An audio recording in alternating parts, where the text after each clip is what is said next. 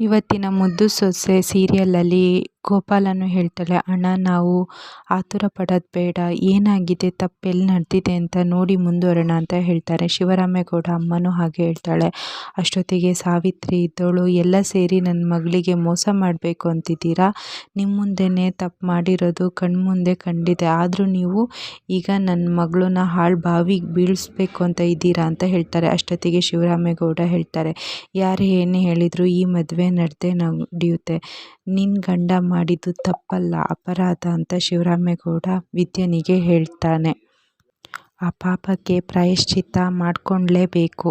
ವಿದ್ಯೆ ಹೇಳ್ತಾಳೆ, ನನ್ನ ಗಂಡ ಇನ್ನೊಬ್ರನ್ನ ತಾಳಿ ಕಟ್ಕೊಂಡು ನಾನು ನೋಡ್ಕೊಂಡು ಹೇಗೆ ಬದುಕಿರಲಿ ಅಂತ ಶಿವರಾಮೇಗೌಡನಿಗೆ ವಿದ್ಯೆ ಕೇಳ್ತಾಳೆ. ಒಂದು ಹೆಣ್ಣಿಗೆ ಅನ್ಯಾಯ ಆಗಬಾರ್ದು ಅಂತಾನೆ ನಾನು ಈ ತೀರ್ಮಾನ ತಗೊಂಡಿದ್ದು, ಹಾಗೆಯೇ ನಿನಗೂ ಅನ್ಯಾಯ ಆಗೋಕ್ಕೆ ನಾನು ಬಿಡಲ್ಲ ಅಂತ ಶಿವರಾಮೇಗೌಡ ಹೇಳ್ತಾನೆ. ಈ ಮದುವೆ ಒಂದು ತೊಂದರೆ ಇಲ್ಲದೆ ನಡೆದೋಗ್ಲಿ, ಆಮೇಲೆ ಏನು ಮಾಡಮ್ಮ ನೋಡೋಣ ಅಂತ ಶಿವರಾಮೇಗೌಡ ಅಲ್ಲಿಂದ ಹೋಗ್ತಾರೆ. ಅಜ್ಜಿ, ಭದ್ರೇಗೌಡ ಎಲ್ಲರೂ ಅಲ್ಲಿಂದ ಹೋಗ್ತಾರೆ. ವಿದ್ಯೆ ಮಾತ್ರ ಅಳ್ತಾ ಇರ್ತಾಳೆ. ಸಾವಿತ್ರಿ ಹೇಳ್ತಾಳೆ, ಕೇಳಿಸ್ಕೊಂಡ್ಯಾ ನಮ್ಮಣ್ಣ ಹೇಳಿದ್ನ ಅಂತ. ಗಂಡನ ಮೇಲೆ ತುಂಬ ನಂಬಿಕೆ ಇಟ್ಕೊಂಡಿದ್ದಾಳೆ. ಅವಳೇನಾದ್ರು ಅವರಿಬ್ಬರು ಜೊತೆಗಿದ್ದಿದ್ದು ನೋಡಿದರೆ ಏನಾಗ್ತಿದ್ಲ ಅಂತ. ಅಷ್ಟೊತ್ತಿಗೆ ಚಿತ್ರ ಇದ್ದವಳು ಹೇಳ್ತಾಳೆ, ಅವಳೇನಾದ್ರು ಅವರಿಬ್ಬರು ಜೊತೆಗಿರೋದು ನೋಡಿಬಿಟ್ಟಿದ್ರೆ ಅಲ್ಲೇ ಎದೆ ಬಡ್ಕೊಂಡು ಸತ್ತೇ ಹೋಗ್ತಿದ್ಲು ಅಂತ ಹೇಳ್ತಾಳೆ. ಈಶ್ವರಿ ಅಷ್ಟೊತ್ತಿಗೆ ಒಂದೇ ಸಲ ಸತ್ತೇ ಹೋಗ್ತಿದ್ಲು ಅಂತ ಈಶ್ವರಿ ಹೇಳ್ತಾಳೆ. ಆದರೆ ಬಿಡು, ಇನ್ನು ದಿನ ಅವಳು ಕಣ್ಣೀರು ಹಾಕೋದು ಇರುತ್ತಲ್ಲ ಅಂತ ಎಲ್ಲರೂ ಅಲ್ಲಿಂದ ಹೋಗ್ತಾಳೆ. ವಿದ್ಯೆ ಅಳ್ತಾ ಅಲ್ಲೇ ಕುಸ್ತು ಬೀಳ್ತಾಳೆ. ಭದ್ರೇಗೌಡ ಕೊಟ್ಟೆ ಹತ್ರ ಹೇಳ್ತಾನೆ, ನಾನು ನನ್ನ ಅಮ್ಮಿನ ಬಿಟ್ಟು ಯಾವತ್ತೂ ಬೇರೆ ಹೆಂಗಸನ್ನ ಮುಟ್ಟೋದೇ ಇಲ್ಲ ಕಣೋ, ಕುಡ್ದಾಗನೂ ಹಾಗೆ ಹೋಗಿ ಮುಟ್ಟಲ್ಲ ಅಂದಾಗ, ಮೊನ್ನೆ ನೀನು ತುಂಬ ಕುಡ್ದಿದ್ದೀಯಲ್ಲ ಆಗ ಗೊತ್ತಾಗಲಿಲ್ಲ ಅಂತ ಹೇಳಿದಾಗ, ಇಲ್ಲ ನಾನು ಬೇರೆಯವ್ರ ರೂಮ್ ಕದನೇ ತಟ್ಟಲ್ಲ, ಅಂಥದ್ರಲ್ಲಿ ನಾನು ಹೇಗೋ ಅವಳನ್ನ ಮುಟ್ತೀನಿ, ಅದೂ ಅಲ್ಲದೆ ನಾನು ಹಂಗೆ ಹೋಗೋದಂತಾದರೆ ವಿನಂತಿ ರೂಮಿಗೆ ಹೋಗ್ತಿದ್ದೆ, ಆದರೆ ವಿನಂತಿನೇ ನನ್ನ ರೂಮಲ್ಲಿ ಇದ್ದಿದ್ದು, ಇಲ್ಲೇನೋ ಮಸಲತ್ತು ನಡೆದಿದೆ ಅಂತ ಹೇಳ್ತಾರೆ. ಅಷ್ಟೊತ್ತಿಗೆ ಕ್ವಾಟ್ಲೆ ಇದ್ದನು, ಹೌದು ಈಗ ನಿನ್ನ ಮಾತು ಮೇಲೆ ನಂಗೆ ನಂಬಿಕೆ ಬರ್ತಿದೆ, ನೆನ್ಪು ಮಾಡ್ಕೊ ಅವತ್ತು ಏನಾಯಿತು ಅಂತ ನೆನ್ಪು ಮಾಡ್ಕೊಂಡಾಗ ಭದ್ರೇಗೌಡ ಅವತ್ತಾಗಿದ್ದೆಲ್ಲ ನೆನ್ಪು ಮಾಡ್ಕೊಳ್ತಾನೆ. ವಿನಂತಿ ಬಂದು ಕೇಕ್ ಕಟ್ ಮಾಡ್ಕೊಂಡಿದ್ದು, ಸರಿ ಈ ಟೈಮಲ್ಲಿ ನೀನು ಇಲ್ಲಿರೋದು ನೋಡಿದರೆ ಯಾರು ಏನಾದ್ರು ಅಂದ್ಕೊಳ್ತಾರೆ, ಹೋಗು ಅಂದಾಗ ನಾನು ಬೇರೆಯವಳ ಮಾವ ಅಂತ ಹೇಳಿದ್ದೆಲ್ಲ ನೆನಪಾಗುತ್ತೆ. ಅವಳು ವಿದ್ಯೆನ ಬಗ್ಗೆ ಎಲ್ಲ ಮಾತಾಡ್ತಿದ್ಲು ಕ್ವಾಟ್ಲೆ ಅಂದಾಗ, ಏನು ನೆನ್ಪು ಮಾಡ್ಕೊ ಅಣ್ತಮ್ಮ ಅಂದಾಗ, ನಾನು ವಿದ್ಯಾ ಆದರ್ಶ ದಂಪತಿಗಳು ಅಂತ ಏನೇನೋ ಮಾತಾಡ್ತಿದ್ಲು ಅಂತ ಹೇಳ್ತಾನೆ ಭದ್ರೇಗೌಡ. ಆಮೇಲೆ ನನಗೆ ನೆನಪಾಗ್ತಿಲ್ಲ ಕಣ, ಇಷ್ಟು ದಿನ ವಿನಂತಿ ನನ್ನ ರೂಮಿಗೆ ಬರದೇ ಇಲ್ದವಳು ಅವತ್ತಷ್ಟು ಬಂದು ಹೊಗಳಿದಾಳೆ ಅಂದರೆ ನನ್ನ ಕಾಲು ಎಳಿಯೋಕ್ಕೆ ಅಲ್ವನೇ ಕ್ವಾಟ್ಲ ಅಂತ ಭದ್ರೇಗೌಡ ಹೇಳ್ತಾ ಇರ್ತಾನೆ. ವಿದ್ಯೆ ಹೇಳಿದ್ದು 100ಕ್ಕೆ 100 ಸತ್ಯ ಕಣ್ಲ, ನಾನು ಯಾವ ರೀತಿ ತಪ್ಪು ಮಾಡೋಕ್ಕೆ ಸಾಧ್ಯನೇ ಇಲ್ಲ, ಇದು ನನ್ನ ಬೀಳ್ಸೋಕ್ಕೆ ಬಲೆ ಅಂಟಿದ್ದಾರೆ ಅಂತ ಅನುಮಾನನೇ ಇಲ್ಲ ಕಣ್ಲ ಅಂತ ಭದ್ರೇಗೌಡ ಕ್ವಾಟ್ಲೆಗೆ ಹೇಳ್ತಾನೆ. ಅಲ್ಲಿ ತನಕ ನೆನಪುಂಟು ಕಣ್ಲ, ಮತ್ತೇನು ನೆನಪಾಗ್ತಿಲ್ಲ ಅಂತ ಭದ್ರೇಗೌಡ ಯೋಚನೆ ಮಾಡ್ಕೊಂಡು ರೂಮು ಸುತ್ತ ನೋಡ್ತಾ ಇರೋತ್ತಿಗೆ ವಿನಂತಿಗೆ ತಂದಿರೋ ಕೇಕ್ ಅಲ್ಲೇ ಇದೆ.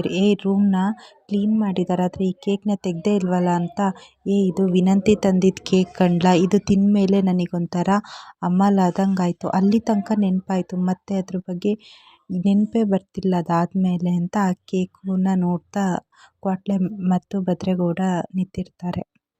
ಈ ಕೇಕಲ್ಲೇ ಏನೋ ಬರೋದಿದೆ ಕಣ್ಲ, ಮಂಡ್ಯ ಲ್ಯಾಬಿಗೆ ಹೋಗಿ ಪರೀಕ್ಷೆ ಮಾಡ್ಕೊಂಬ ಅಂತ ಕ್ವಾಟ್ಲೆಗೆ ಹೇಳ್ತಾನೆ. ಅಷ್ಟೊತ್ತಿಗೆ ಕ್ವಾಟ್ಲೆ ಸರಿ ಅಣ್ತಮ್ಮ ಅಂತ ಕೇಕ್ನ ತಗೊಂಡು ಹೋಗ್ತಾನೆ. ಅಷ್ಟೊತ್ತಿಗೆ ಭದ್ರ ಹೇಳ್ತಾನೆ, ನೀನು ಸರಿ ಹೇಳಿದೆ ಕಣಮ್ಮಿ, ನಾನು ಯಾವತ್ತೂ ತಪ್ಪು ಮಾಡೋಕ್ಕಿಲ್ಲ, ನಿನ್ನ ನಂಬಿಕೆನೇ ನನಗೆ ಬಲ ಅಂತ ಭದ್ರೇಗೌಡ ಹೇಳ್ತಾನೆ. ಈ ಕಡೆ ವಿದ್ಯೆನತ್ತೆ, ನೀನು ನನ್ನ ಮಗನ ಮೇಲೆ ಇಟ್ಕೊಂಡಿರೋ ನಂಬಿಕೆನ ನನ್ನ ಮಗ ಉಳಿಸ್ಕೊಳ್ಳಿಲ್ಲ, ಚೂರು ಮಾಡ್ಕೊಂಡ್ಬಿಟ್ಟ ಅಂತ ಹೇಳ್ತಾನೆ. ಅಜ್ಜಿನೂ ಹೇಳ್ತಾಳೆ, ನಂಬಿಕೆಗೊಂದು ಮಿತಿ ಇರಬೇಕು, ಅದನ್ನು ಜಾಸ್ತಿ ಆದರೆ ಉಪ್ಪು ಥರ ಅಡುಗೆನೂ ಹಾಳು ಮಾಡಿಬಿಡುತ್ತೆ ಅಂತ ವಿದ್ಯೆನಿಗೆ ಅಜ್ಜಿನೂ ಹೇಳ್ತಾರೆ. ಆಗ ವಿದ್ಯೆ ಇದ್ದವಳು, ಜೀವನಕ್ಕೆ ನಂಬಿಕೆನೇ ಅಡಿಪಾಯ, ಅದರಲ್ಲೂ ಗಂಡ ಹೆಂಡತಿ ಸಂಬಂಧಕ್ಕಂತೂ ಕಲ್ಲಿನ ತಳ ಇದ್ದಂಗೆ ಅಲ್ವಾ ಅಮ್ಮಮ್ಮ ಅಂತ ವಿದ್ಯೆ ಹೇಳ್ತಾಳೆ. ಹಾಗಾದರೆ ನಾವು ಕಣ್ಣಾರೆ ಕಂಡಿದ್ದು ಸುಳ್ಳ ಅಂತ ಹೇಳ್ತಾರೆ. ಅಷ್ಟೊತ್ತಿಗೆ ವಿದ್ಯಾ, ಇಲ್ಲ ಅತ್ತೆ, ನೀವು ನೋಡಿರೋದಿರ್ಬೋದು, ಆದರೆ ನಮ್ಮ ಗೌಡ್ರು ಆ ಥರ ತಪ್ಪು ಮಾಡೋಕ್ಕೆ ಸಾಧ್ಯನೇ ಇಲ್ಲ ಅತ್ತೆ ಅಂತ ವಿದ್ಯಾ ಹೇಳ್ತಾಳೆ. ಪಾಪ ವಿನಂತಿ ನಡೆದಿದ್ದೆಲ್ಲ ಆ ಥರ ವಿವರವಾಗಿ ಹೇಳಿದ್ಲಲ್ಲ, ಹಾಗಾದರೆ ಅವಳು ಹೇಳಿದ ಸುಳ್ಳ ಅಂತ ಭದ್ರೇಗೌಡ ಅಮ್ಮ ಕೇಳ್ತಾರೆ. ವಿದ್ಯಾ ಹೇಳ್ತಾಳೆ, ನನಗೆ ಅದ್ರ ಬಗ್ಗೆ ಮಾತಾಡೋಕ್ಕೆ ಇಷ್ಟ ಇಲ್ಲ, ಆದರೆ ನಮ್ಮ ಗೌಡ್ರ ಮಧ್ಯೆ ಇದೇನೋ ಸಂಚು ನಡೆದಿದೆ ಅತ್ತೆ, ಮೋಸ ನಡೆದಿದೆ ಅಂತ ವಿದ್ಯಾ ಹೇಳ್ತಾಳೆ. ಆ ಸಂಚಿಗೆ ಹಟ್ಟಿಯಲ್ಲಿರೋರೆಲ್ಲರೂ ನಂಬಿರ್ಬೋದು, ಆದರೆ ಆ ಮೋಸಕ್ಕೆ ನಾನಂತೂ ಬಲಿಪಶು ಆಗಲ್ಲ. ಯಾವತ್ತೂ ನನ್ನ ಗಂಡ ತಪ್ಪು ಮಾಡಿದ್ದಾರೆ ಅಂತ ನಾನು ನಂಬಕ್ಕಿಲ್ಲ ಅಂತ ವಿದ್ಯಾ ಹೇಳ್ತಾಳೆ. ಯಾವ ಕಾರಣಕ್ಕೂ ನನ್ನ ಗಂಡನ ಇನ್ನೊಂದು ಹೆಂಗಸು ಜೊತೆ ನಾನು ಹಂಚ್ಕೊಳ್ಳಲ್ಲ ಅಂತ ವಿದ್ಯಾ ಹೇಳ್ತಾಳೆ. ಚಂಪಾ ಇದ್ದವಳು ಹೇಳ್ತಾರೆ, ಹಂಗೇನಾದ್ರು ನಾವು ಮಾಡಿದರೆ ಸಾವಿತ್ರಿ ಅತ್ತೆ ಹೋಗಿ ಕಂಪ್ಲೇಂಟ್ ಕೊಡ್ತಾರೆ ಅಂತೆ, ನೀನು ಅದು ಮಾಡೋಕ್ಕೆ ಬಿಡ್ತೀಯಾ? ಹ್ಞೂ ಕೊಡಲಿ, ಆವಾಗ ಪೊಲೀಸರಿಗೆ ನಾನು ಒಂದು 4 ಪ್ರಶ್ನೆ ಹಾಕ್ತೀನಿ, ಆವಾಗ ಅವರು ವಿಚಾರಣೆ ಮಾಡ್ತಾರೆ, ಆವಾಗ ಯಾರು ತಪ್ಪು ಮಾಡಿದ್ದಾರೆ ಅಂತ ಗೊತ್ತಾಗುತ್ತೆ ಅಂತ ಹೇಳ್ತಾಳೆ ವಿದ್ಯಾ. ಅತ್ತೆ ನೀವು ಇದ್ರ ಬಗ್ಗೆ ಯಾವುದೂ ಯೋಚನೆ ಮಾಡಬೇಡಿ, ನಾನು ನನ್ನ ಗಂಡನ ಹೆಂಗೆ ಉಳಿಸ್ಕೋಬೇಕು ನನಗೆ ಗೊತ್ತು ಅಂತ ಹೇಳ್ತಾರೆ. ಅಷ್ಟೊತ್ತಿಗೆ ಅಜ್ಜಿ ಇದ್ದಳು, ಶಬಾಷ್ ಮಗಳೇ, ಹೀಗೆ ಗಂಡನ ಮೇಲೆ ನಂಬಿಕೆ ಇಡಬೇಕು ಅಂತ ಹೇಳ್ತಾರೆ. ಅಜ್ಜಿ ನೀವಿಷ್ಟು ಹೇಳಿದ್ರಲ್ಲ, ನನಗೀಗ 100 ಆನೆ ಬಲ ಬಂದಂಗೆ ಆಯಿತು ಅಂತ ಹೇಳ್ತಾಳೆ. ಬರೀ ಆಶೀರ್ವಾದ ಅಲ್ಲ ಕಣಮ್ಮ, ನಿನ್ನ ಮೇಲೆ ನಮಗೆ ಬೆಂಬಲನೇ ಇದೆ. ಬನ್ನಿ ಚಂಪಾ, ನಾವಿನ್ನು ಹೋಗೋಣ, ಧೈರ್ಯವಾಗಿ ಹೋಗೋಣ. ವಿದ್ಯಾ ಈಗ ರಣಕ್ಕಿಳಿದಿದ್ದಾಳಂದರೆ ಅವಳು ಗೆದ್ದೇ ಗೆಲ್ತಾಳೆ, ಬನ್ನಿ ನಾವು ನಿಶ್ಚಿಂತೆಯಿಂದ ಹೋಗೋಣ ಅಂತ ಅಜ್ಜಿ, ಭದ್ರೇಗೌಡ ಅಮ್ಮ, ಚಂಪಾ ಅಲ್ಲಿಂದ ಹೋಗ್ತಾರೆ.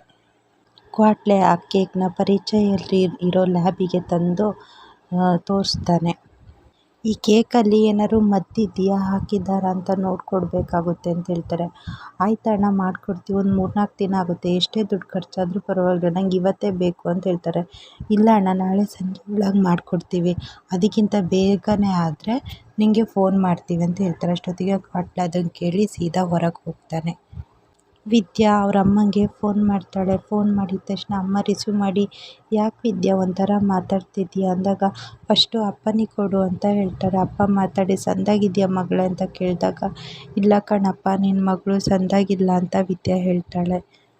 ಪೊಲೀಸಿಗೆ ಫೋನ್ ಮಾಡಿ ವಿಚಾರದಲ್ಲಿ ನನ್ನ ಬಾಳೆ ಹಾಳಾಗಿತ್ತು, ನೀನೇ ಆವಾಗ ಸರಿ ಮಾಡಿಕೊಟ್ಟಿದ್ದೆ ಅಪ್ಪಯ್ಯ, ಈಗ ನನ್ನ ಬಾಳಲ್ಲಿ ಬಿರುಗಾಳಿನೇ ಎದ್ದಿದೆ, ನೀನೇ ಹೇಗಾರು ಮಾಡಿ ಸರಿ ಮಾಡಿಕೊಡ್ಬೇಕಪ್ಪಯ್ಯ ಅಂತ ವಿದ್ಯಾ ಅಳ್ತಾ ಹೇಳ್ತಾಳೆ. ಇಷ್ಟು ಇವತ್ತಿನ ಸಂಚಿಕೆಯಲ್ಲಿ ನಡೆದಿದೆ.